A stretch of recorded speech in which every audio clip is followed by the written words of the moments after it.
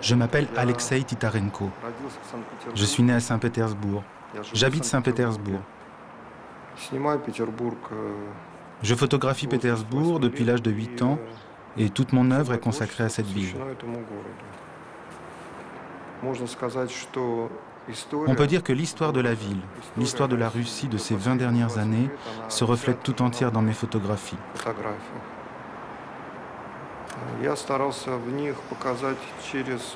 Je me suis efforcé d'y montrer à travers le prisme de ma ville natale les événements qui se sont produits non seulement ici, mais dans tout le pays.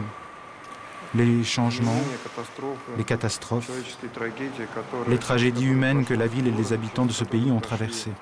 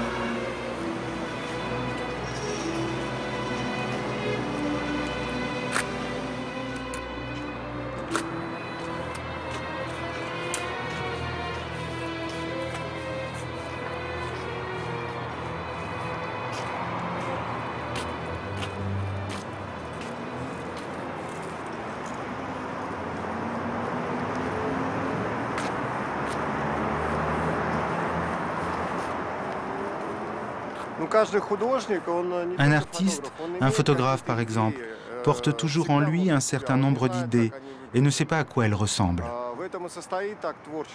La création consiste précisément à rendre ces idées visibles pour les autres. Dans mon cas, ce processus se réalise dans des promenades comme celle-ci. Je marche et tout à coup je vois quelque chose et me retrouve devant ce que je cherchais.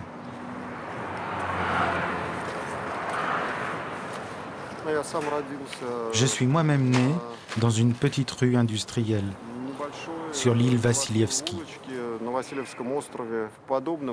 Dans une maison comme celle-ci, entourée d'une quantité de cours intérieures qu'une foule de travailleurs traversait du matin au soir, en passant par cette rue numéro 24 de l'île Vassilievski.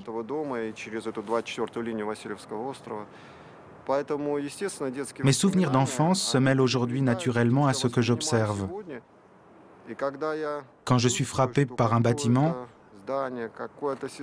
par ce qui se passe dans une cour, par un paysage urbain, c'est que cela touche quelque chose de profondément enfoui en moi, lié à des souvenirs d'enfance. C'est pour moi un critère de sincérité, de nécessité à fixer ces images sur la pellicule.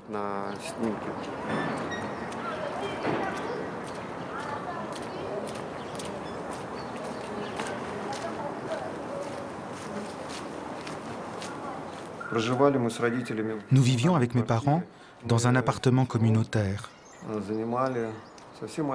Nous occupions à 5 une petite pièce et pour que je ne dérange pas les autres le matin, mes parents me donnaient le soir un livre que je lisais à mon réveil. Ainsi, vers 7-8 ans, j'avais déjà lu un nombre important de livres et cette littérature avait donné une impulsion à mon imagination. J'aimais me promener après la lecture. Souvent, tel ou tel recoin de la ville éveillait en moi une émotion incompréhensible, mystérieuse. Et il me semblait qu'en photographiant ces endroits, je pourrais transmettre cette chose indicible qui me touchait.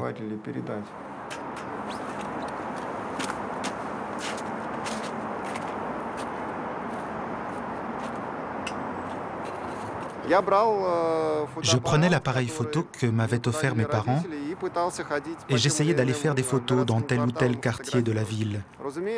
Bien sûr, quand j'étais petit, je ne comprenais pas encore qu'un simple enregistrement de la réalité sur la pellicule ne permettrait pas de transmettre ce que je ressentais.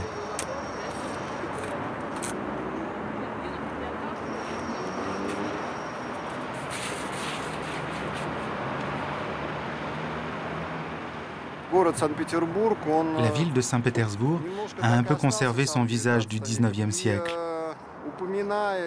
En évoquant ces thèmes éternels comme l'eau, la glace, les canaux, on peut approcher son âme, mieux rendre compte de sa singularité, de ce qui la distingue des autres villes.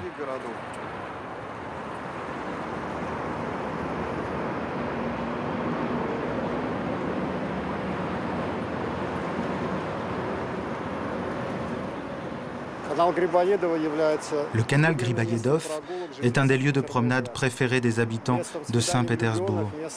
Un lieu de rendez-vous pour les amoureux, un lieu de longue rêverie pendant les nuits blanches. C'est là que j'ai fait les photographies les plus romantiques.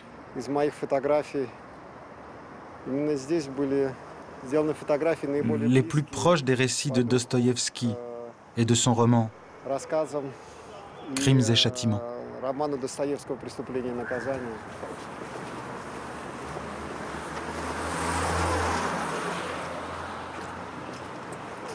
Есть, Настенька, если вы того не знаете, есть в Петербурге довольно странные уголки.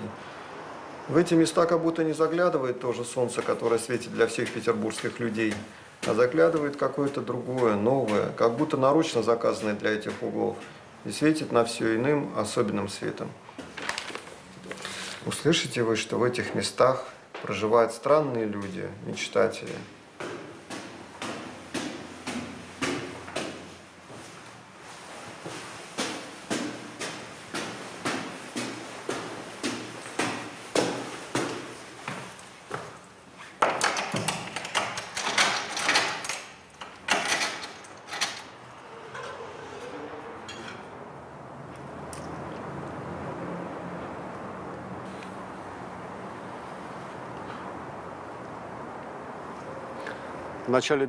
Au début des années 90, je travaillais encore sur le cycle « La nomenclature des signes ». Cette série était dirigée contre le régime totalitaire, contre le pouvoir de la nomenclature. Mais elle ne correspondait déjà plus à la réalité que nous avions sous les yeux. Peu à peu, le régime soviétique s'effondrait. Une terrible crise économique commençait. Les magasins d'alimentation étaient vides, c'était comme pendant la guerre. Il y avait des tickets. Pour obtenir de la nourriture en échange de ces tickets, les gens couraient d'un magasin à l'autre, l'air éperdu, les yeux tristes. Je posais mon appareil à l'entrée du métro et je photographiais. Ce qui se passait autour de la station de métro, dans la mesure où elle était entourée de magasins, se superposait aux sensations que me procurait alors la musique, en particulier la musique de Shostakovich et sa 13e symphonie, le mouvement qui a pour titre « Au magasin ». Les masses de gens qui affluaient près du métro formaient une sorte de marée humaine et me donnaient une sensation d'irréalité, de fantasmagorie.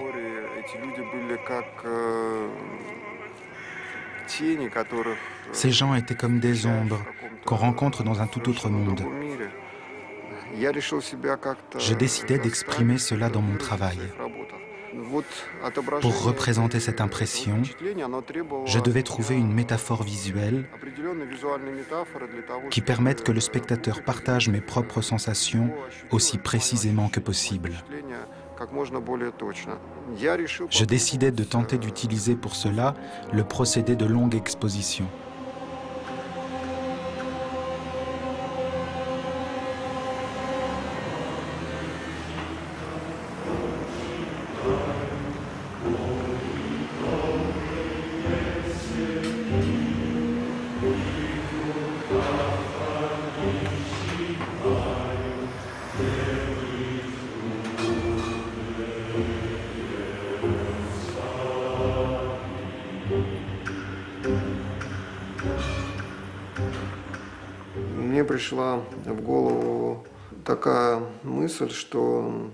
J'ai pensé que puisque le temps semblait s'être arrêté dans le règne des ombres, on pouvait sûrement l'arrêter également avec l'appareil de photographie.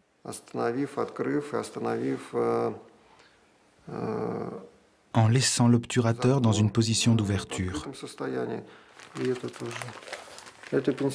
C'est un retraité.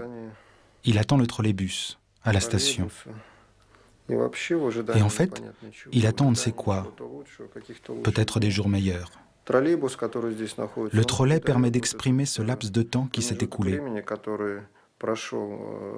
Il est arrivé, reparti, et l'homme, lui, est toujours là.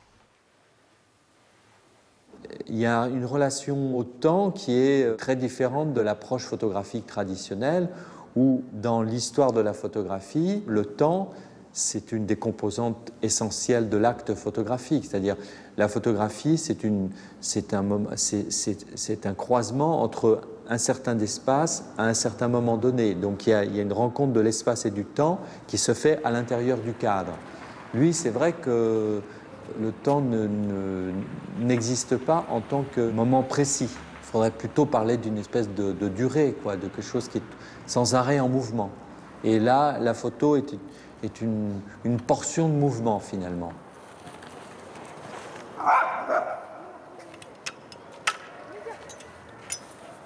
Aujourd'hui, si on prend par exemple la photographie documentaire urbaine, toute l'école allemande qui est liée à la frontalité, au grand format, à l'usage de la couleur, c'est clair que ces options esthétiques sont radicalement différentes. Et puis, il est aussi décalé sur le plan temporel. C'est-à-dire que, d'une certaine manière, il est insituable dans le temps. On ne peut pas dire ça c'est Saint-Pétersbourg de 1998 ou de l'après-soviétisme. C'est complètement atemporel, décalé, donc inattendu. Il captive beaucoup de gens. Parce que je pense que c'est peut-être aussi lié au mystère. Mais il est mystérieux aussi dans son attitude, dans le personnage. Le personnage a aussi quelque chose de mystérieux, quelque chose de... non pas de replié sur lui-même, mais on sent quand on le fréquente qu'il a une activité intense, et de temps en temps il fait une incursion vers nous, mais après il se replie. Enfin, il a aussi dans son comportement quelque chose qui est mystérieux. Технологический институт. Следующая станция «Спинная плоть». Переход на линию 4.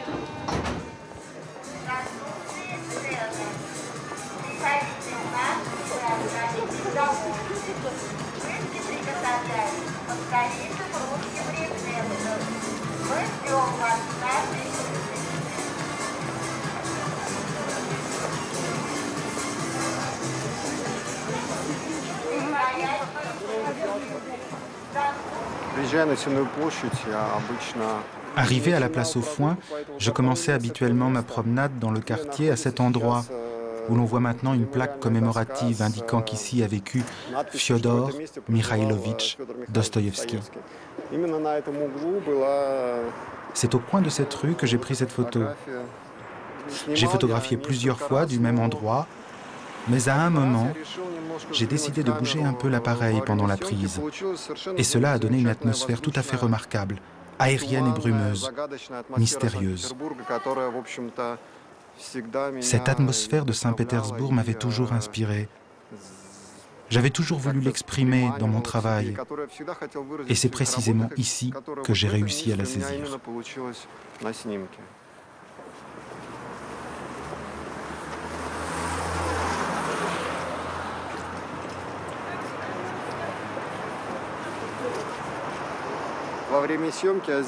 Pendant la prise, j'ai fait un petit mouvement de l'appareil qui a donné une sensation de lumière ensoleillée.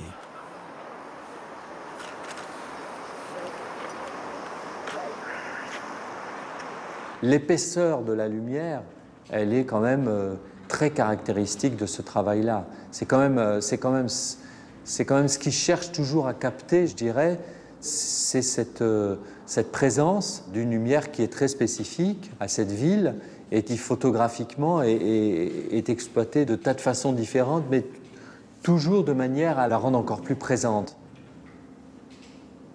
C'est vraiment le photographe d'une ville et ce qui m'intéresse toujours beaucoup, moi, dans la photographie, c'est comment dirais-je, le lien qui s'établit entre un artiste et puis un lieu. Et là, il y a vraiment une très grande, j'allais dire, complicité, disons, de l'artiste avec sa ville.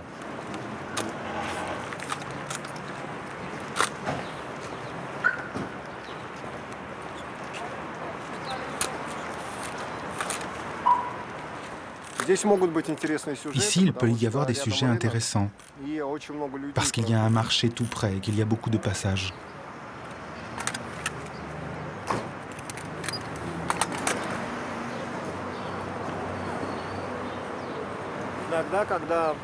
Parfois, je photographie et je ne peux pas voir ce que ça a donné. Je rentre chez moi, je regarde les négatifs, ensuite je retourne au même endroit et j'essaye de photographier encore et encore. Parfois, je retourne au même endroit 3, 4, 5 fois, parfois plus.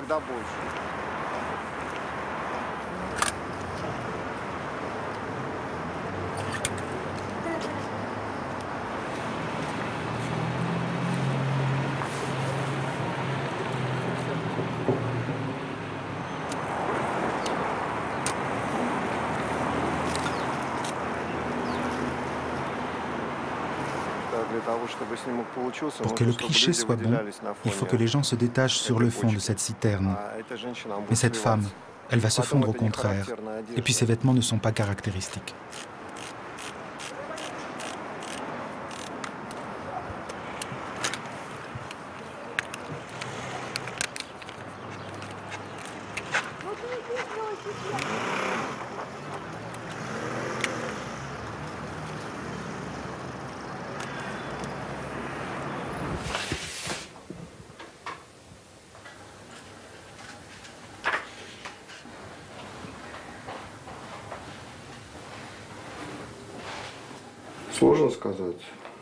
Difficile à dire.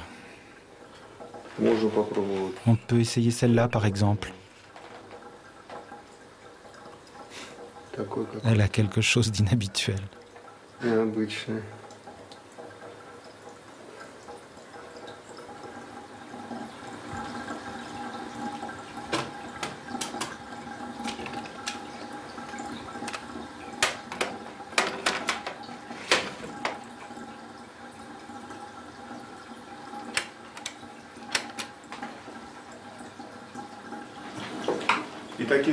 Je fais des essais comme ça à partir de tous les négatifs qui m'ont paru plus ou moins intéressants. Ensuite, je les mets de côté et pendant un certain temps, je n'y touche plus.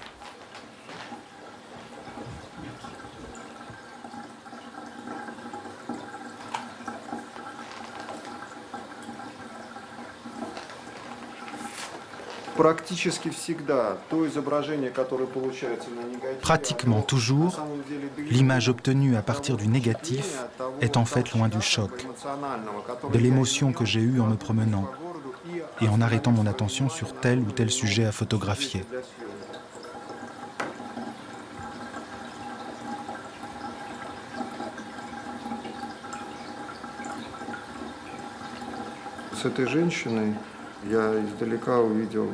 Pour cette femme, j'ai vu de loin ce papier dans sa main, qui était comme le miroir de son âme, qui irradiait comme un cri humain de désespoir.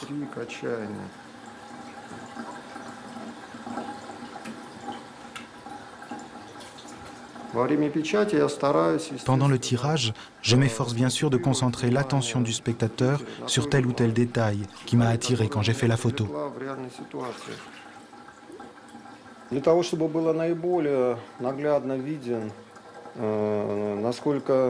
Pour qu'on voit plus concrètement à quel point l'épreuve documentaire du négatif diffère de l'épreuve à laquelle je veux aboutir, on peut comparer. Voici une épreuve ordinaire du négatif. Et voilà une des nombreuses épreuves avec lesquelles j'essaie de me rapprocher de la sensation que j'éprouvais au moment de la prise.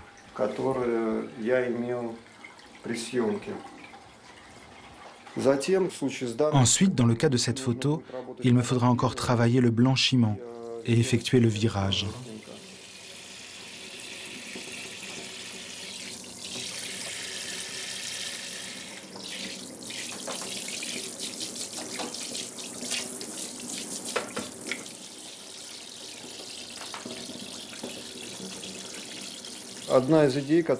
Une des idées que j'ai voulu restituer est celle de la solitude de cette femme.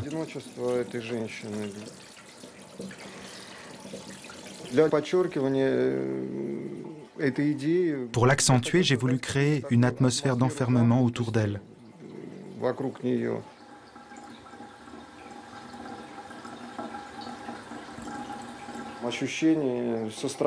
Le sentiment de compassion pour cette pauvre femme, jetée à la rue et forcée de demander l'aumône, est naturel, direct. S'il y a compassion, c'est qu'il y a amour. S'il y a amour, il y a compréhension. Et c'est peut-être en cela que réside un des objectifs de l'artiste et de l'art.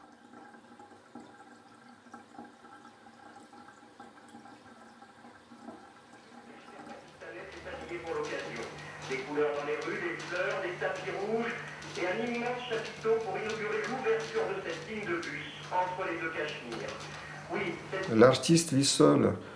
La valeur absolue des choses qu'il voit n'importe pas pour lui. L'échelle des valeurs ne peut être trouvée qu'en lui-même. Le cycle de Proust, à la recherche du temps perdu, est fondamentalement un instrument pour lire en soi. Il permet de mieux se connaître. Et c'est précisément cela qui est sans doute l'essentiel pour un artiste. Connaître son propre idéal, ses propres rêves.